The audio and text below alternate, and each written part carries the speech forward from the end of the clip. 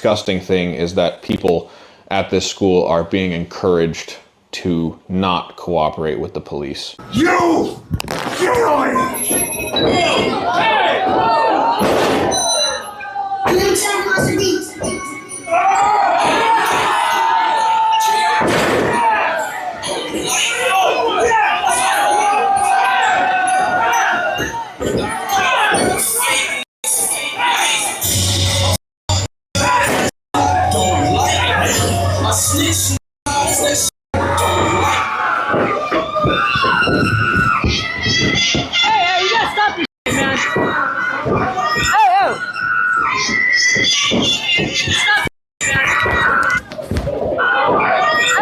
I'm tired of everybody fucking playing with me and shit.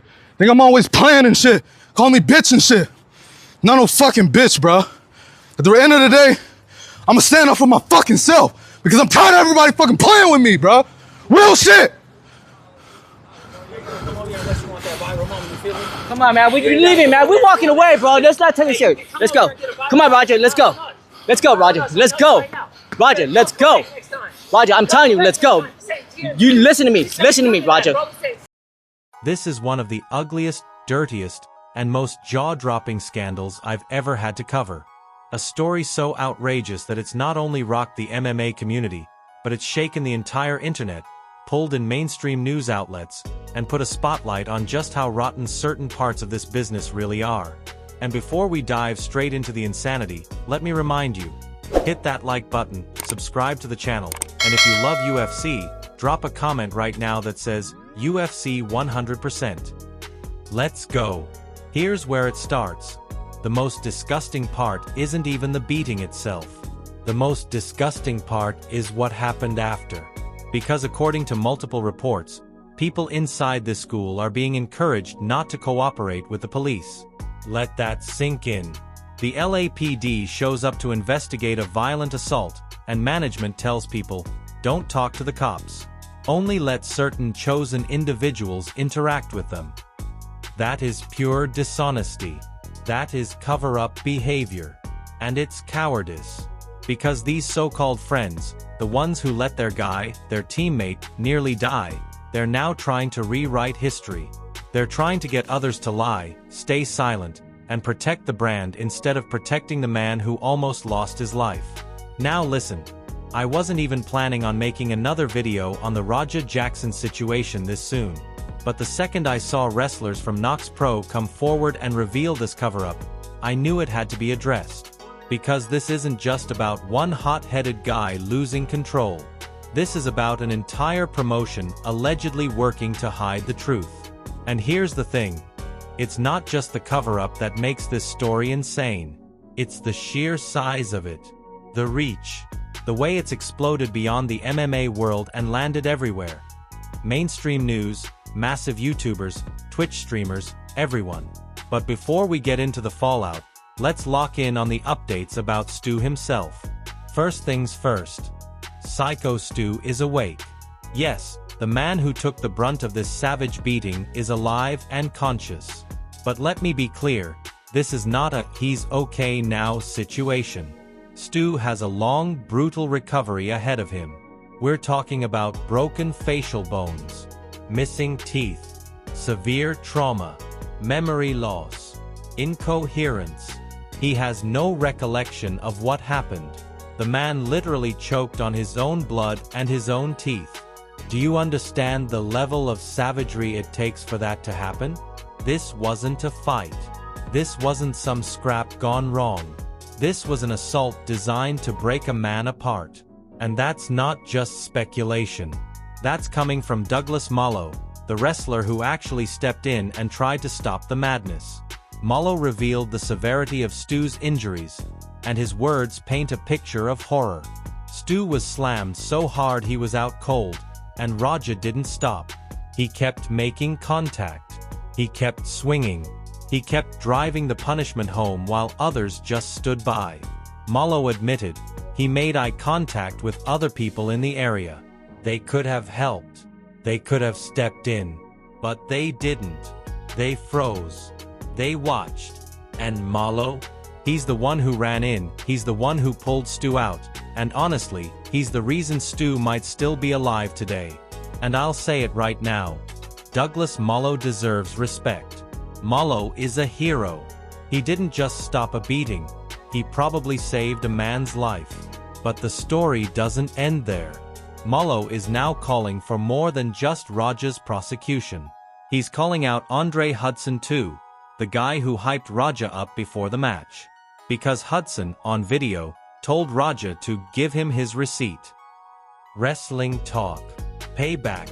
Encouragement for violence. Hudson later tried to defend himself, saying he didn't mean for Raja to take it that far. But let's be real here. Words matter. When you're telling a guy to go out there and get his receipt, you're lighting a fire.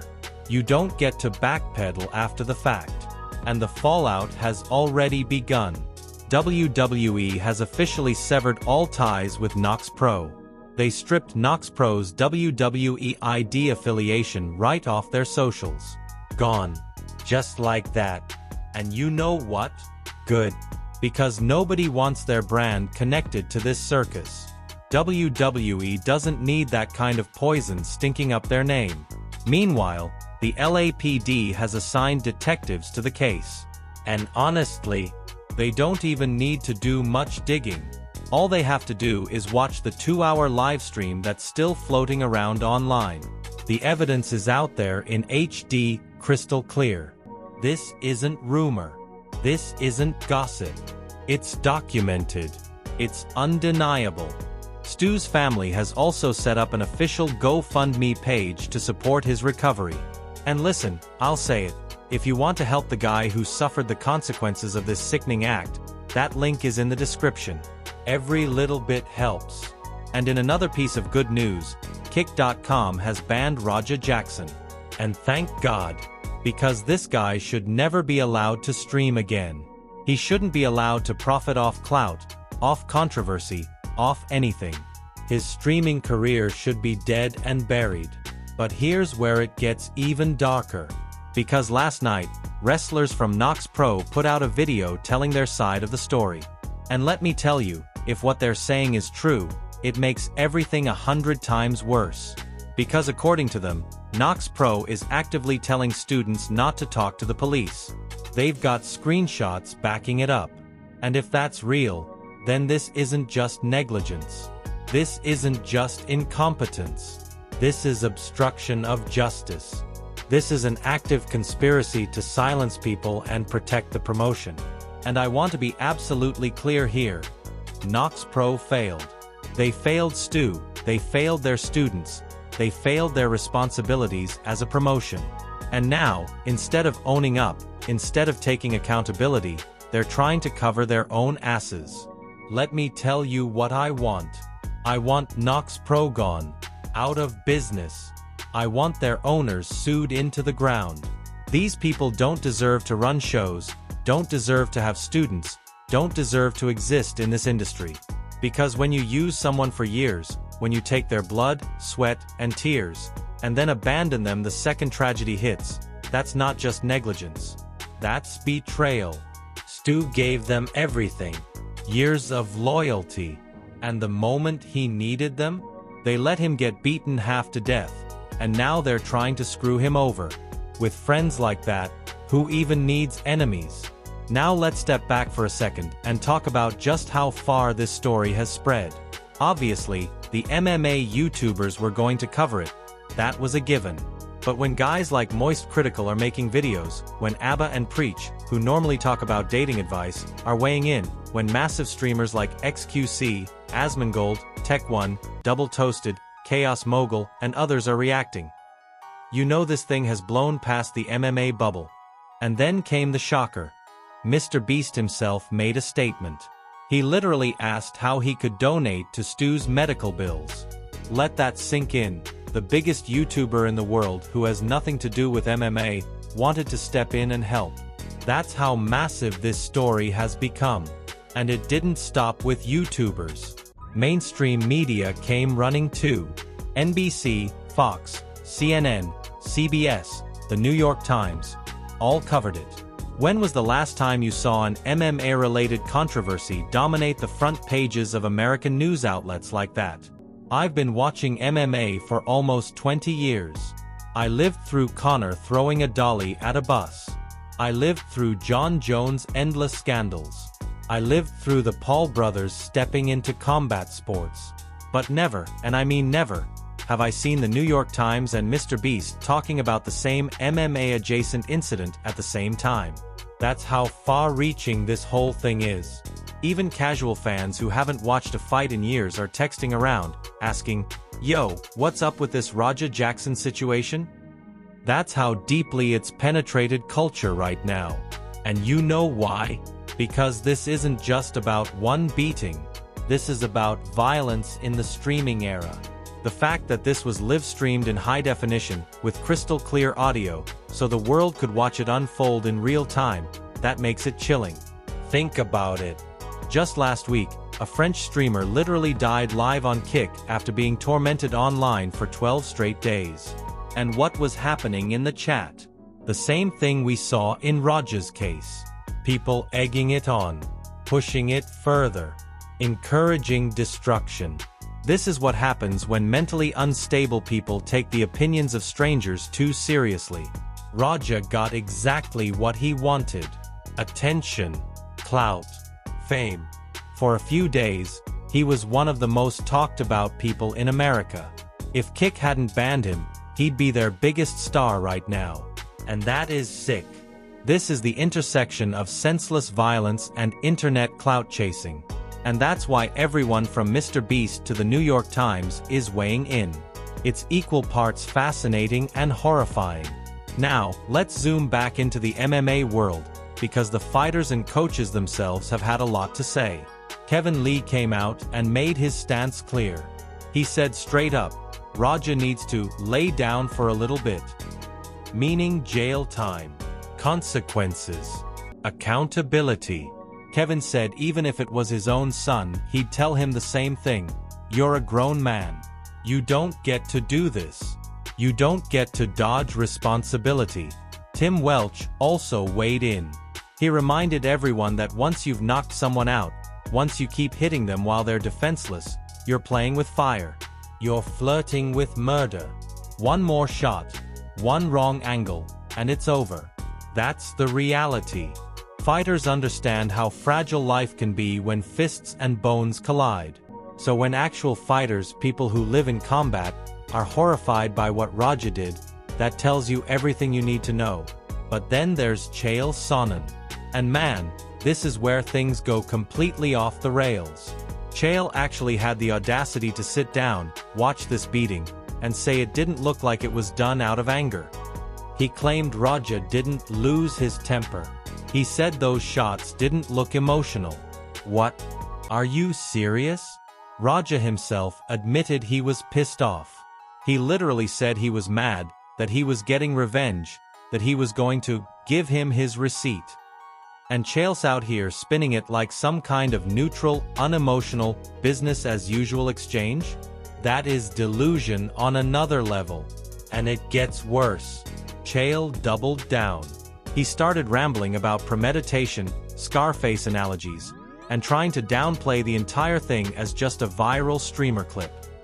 He literally compared it to watching a movie, saying viewers don't get to decide where the show ends and reality begins. He even suggested the whole thing might have been a publicity stunt. A publicity stunt? With Stu in the hospital? With Raja banned from Kick? With WWE severing ties? Yeah, sure, Chael. This was all just Oscar-level acting. Stu choked on his own teeth for the clicks. Absolutely brain-dead take. I used to think Chael was just a harmless trash talker, an entertaining clown. But this shows he's either deliberately lying to defend his friend's son, or he's so desperate for views he'll say anything, no matter how stupid. And honestly, I don't know which is worse. And look, at the end of the day, this is where we're at. A Stu is alive, but he's broken, and he has a long, brutal recovery ahead. A Raja is banned, disgraced, and facing possible criminal charges. A Knox Pro is exposed as a promotion full of cowards who tried to cover their asses instead of protecting their own. A WWE has cut ties. The LAPD is involved. The internet, the media, and the world are watching. This is bigger than wrestling. Bigger than MMA. This is about accountability in the age of streaming. It's about clout chasing gone nuclear. It's about betrayal, cowardice, and violence played out in front of thousands like it was entertainment.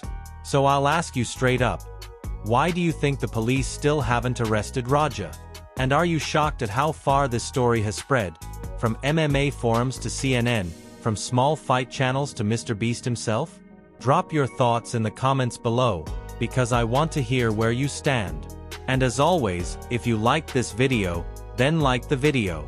If you haven't already, subscribe to the channel. And if you love UFC, you already know.